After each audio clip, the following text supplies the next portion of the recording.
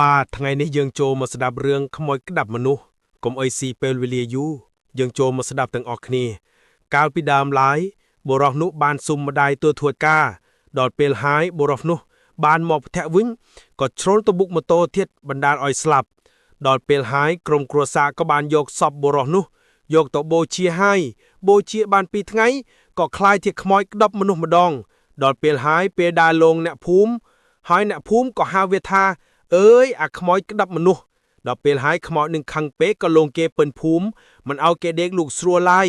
ដល់ពេលអាចារ្យភ្លុកម្ដងក៏បានសូត្របល័យដាក់ខ្មោចនោះដល់ពេលសូត្រភ្លាមខ្មោចនោះក៏ម្ដងដើរអ្នកនៅក្បែរនោះក៏ភ័យញ័រខ្លួនហើយអ្នកខាងចាប់ខ្មោចក៏ចង់ខ្សែពួតជុំវិញហើយមនុស្សបោកនឹងទាំងអស់គ្នាដល់ពេលអ្នកចាប់ខ្មោចសូត្រខ្មោចនោះក៏បានប្រាប់អ្នកចាប់ខ្មោចថាខ្ញុំលងអ្នកណាបុកខ្ញុំឲ្យស្លាប់ងើយបន្ទាប់មកខ្ញុំក៏តាមលងវាឲ្យវាភ័យទៅលោកគ្រូ